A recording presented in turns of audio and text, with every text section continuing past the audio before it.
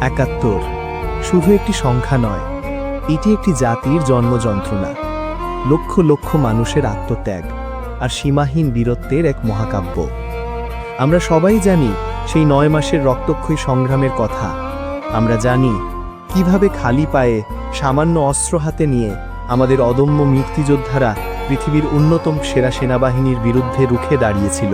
কিন্তু কি হতো যদি সেই অদম্য সাহসের সাথে যুক্ত হতো এমন এক প্রযুক্তি যা ছিল সময়ের চেয়েও অনেক এগিয়ে?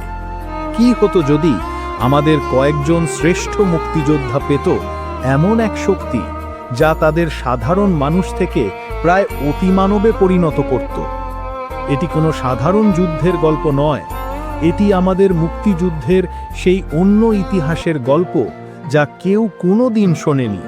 আজ প্রজেক্ট কল্পনাতে আমরা কৃত্রিম বুদ্ধিমত্তার চোখ দিয়ে দেখব ৭১-এর সেই ৯ মাসের এক নতুন রূপ। আমরা দেখব কিভাবে কয়েকজন সুপার সোলজার নীরবে নিভৃতে যুদ্ধের মোড় ঘুরিয়ে দিয়েছিল। এই বাংলা গল্প আমাদের মুক্তিযোদ্ধাদের বীরত্বকে কোনোভাবেই ছোট করবে না, বরং তাদের আত্মত্যাগকে এক নতুন শ্রদ্ধার আসনে বসাবে। আমাদের সাথে এই অবিশ্বাস্য যাত্রায় শেষ পর্যন্ত সঙ্গী হন, কারণ এই গল্পের শেষে আপনারা এমন এক গোপন অপারেশনের কথা জানতে পারবেন যা আপনাদেরকে গর্বে এবং বিস্ময়ে বাক রুদ্ধ করে দেবে।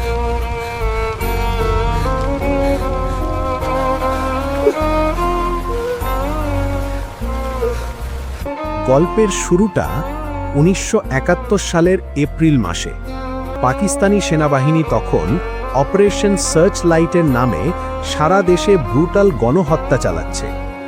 আমাদের সাহসী মুক্তিযোদ্ধারা দেশের বিভিন্ন প্রান্তে প্রতিরোধ গড়ে তোলার চেষ্টা করছে, কিন্তু তাদের হাতে অস্ত্র ছিল খুব সামান্য, প্রশিক্ষণও ছিল কম। অন্যদিকে শত্রুপক্ষ ছিল সুসজ্জিত এবং প্রশিক্ষিত। পরিস্থিতি ছিল অত্যন্ত সংকটময়। আমাদের এই বিকল্প ইতিহাসে সেই অন্ধকার সময়ে কলকাতা শহরের এক পুরনো প্রায় পরিত্যক্ত গবেষণাগারে ঘটছিল এক গোপন বিপ্লব।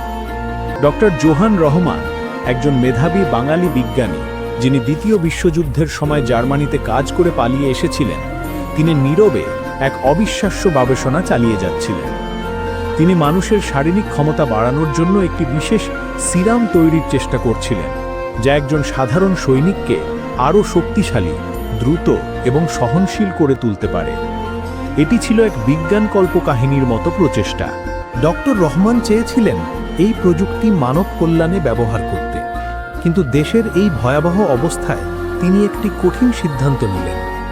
তিনি প্রবাসী বাংলাদেশ সরকারের সাথে যোগাযোগ করলেন। তিনি বললেন তিনি তার প্রজেক্ট অগ্নিপুত্র দেশের মুক্তির জন্য উৎসর্গ করতে চান। তার সিরাম তখনও ছিল পরীক্ষামূলক পর্যায়ে, এর ব্যবহার ছিল অত্যন্ত ঝুঁকিপূর্ণ, কিন্তু দেশের জন্য জীবন বাজি রাখতে প্রস্তুত এমন বীরের তো অভাব ছিল না। কঠোর গোপনীয়তার মধ্যে মেজর খালেদ মোশাররফের সেক্টর থেকে সবচেয়ে সাহসী এবং বুদ্ধিমান ৫ জন মুক্তিযোদ্ধাকে বেছে নেওয়া হলো। তাদের নিয়ে আসা হলো সেই গোপন গবেষণাগারে। ডক্টর রহমান তাদের সামনে সিরামের ঝুঁকি এবং সম্ভাবনার কথা খুলে বললেন। তিনি বললেন, এই সিরাম তোমাদের সুপার হিউম্যান বানাবে না, কিন্তু তোমাদের শক্তি, গতি আর সাহসকে ১০ গুণ বাড়িয়ে দেবে। তোমরা হবে বাংলার প্রথম সুপার সোলজার, প্রথম অগ্নিপুত্র। সেই ৫ জন বীর এক মুহূর্তের জন্য দ্বিধা করেননি। দেশের জন্য তারা যে কোনো ঝুঁকি নিতে প্রস্তুত ছিলেন।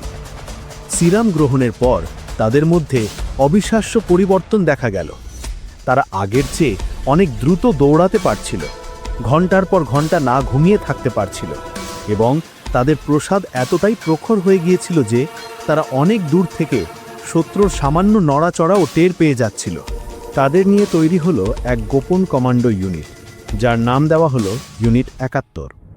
তাদের মিশন ছিল শত্রুপক্ষের গভীরে প্রবেশ করে এমন সব দুঃসাহসিক অপারেশন চালানো যা সাধারণ মুক্তিযোদ্ধাদের পক্ষে প্রায় অসম্ভব ছিল।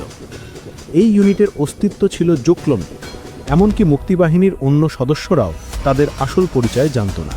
তাদের প্রথম মিশন ছিল ঢাকার কেন্দ্রস্থলে অবস্থিত পাকিস্তানি সেনাবাহিনীর মূল যোগাযোগ কেন্দ্রটি ধ্বংস করা।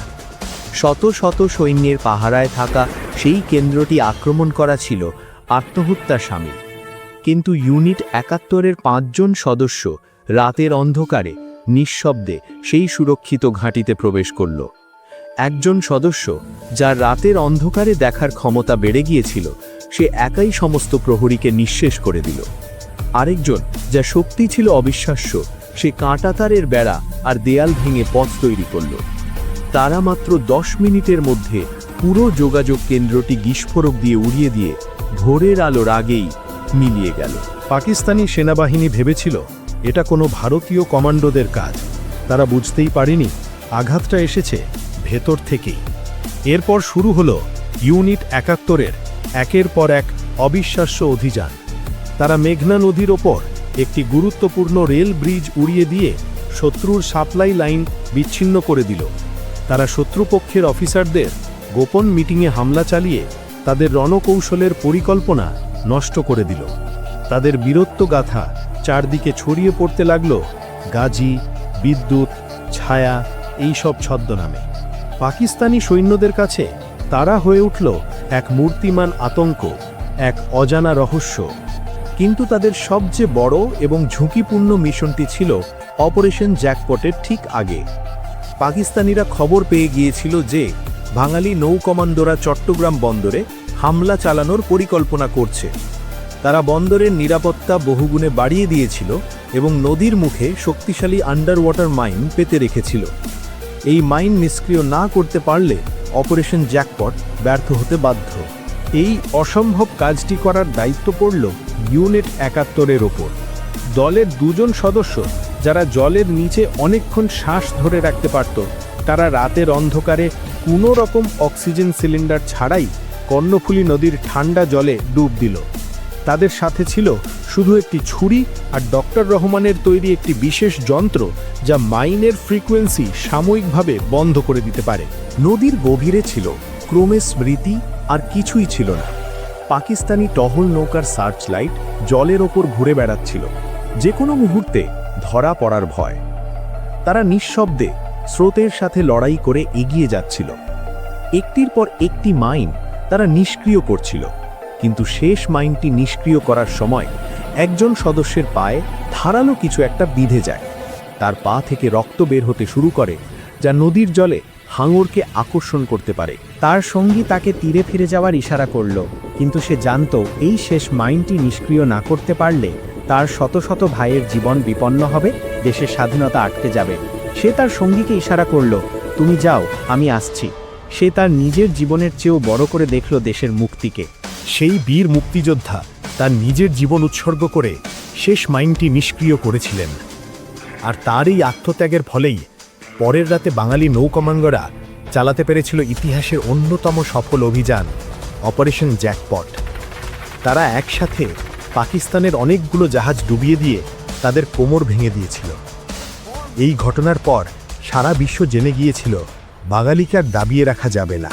ইউনিট 71-এর বাকি সদস্যরা 16 ডিসেম্বর পর্যন্ত নীরবে দেশের জন্য লড়ে গেছেন।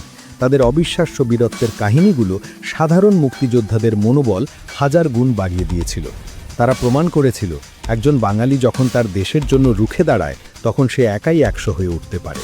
স্বাধীনতার পর ইউনিট 71-এর সদস্যরা আবার সাধারণ মানুষের ভিড়ে মিশে যান। ডক্টর রহমানের সেই সিরামের ফর্মুলা তিনি নিজেই ধ্বংস করে দিয়েছিলেন, কারণ তিনি জানতেন এই প্রযুক্তি ভুল মানুষের হাতে পড়লে কি ভয়ঙ্কর হতে পারে। ইউনিট 71 এবং তাদের সুপার সোলজার পরিচয় সবকিছুই হয়ে রইল ইতিহাসের এক গোপন অধ্যায়, এক না বলা রহস্য গল্প। এই পুরো গল্পটি আমাদের প্রজেক্ট কল্পনার এক সৃষ্টি, এআই ভিডিওর মাধ্যমে তৈরি এক বিকল্প ইতিহাস। কিন্তু এটি আমাদের একটি গুরুত্বপূর্ণ কথা মনে করিয়ে দেয়। 71-এর মুক্তিযুদ্ধে হয়তো কোনো সুপার সোলজার সিরাম ছিল না, কিন্তু আমাদের প্রতিটি মুক্তিযোদ্ধা এক একজন সুপার সোলজার ছিলেন। তাদের সাহস, তাদের আত্মত্যাগ, তাদের দেশপ্রেম যে কোনো প্রযুক্তির চেয়েও অনেক বেশি শক্তিশালী ছিল। এই গল্পটি সেই সব নাম না জানা, পরিচয় না জানা বীরদের প্রতি আমাদের বিনম্র শ্রদ্ধা। আচ্ছা, এবার আপনারা বলুন, আপনারা কি মনে করেন আমাদের ইতিহাসে এমন আরও কত না বলা বীরত্বের গল্প লুকিয়ে আছে? আপনার এলাকার কোনো মুক্তিযোদ্ধার এমন কোনো অবিশ্বাস্য গল্প যদি আপনি জেনে থাকেন, তাহলে আমাদের কমেন্ট সেকশনে জানান। আমরা চাই সেই সব গল্প সবার সামনে উঠে আসুক।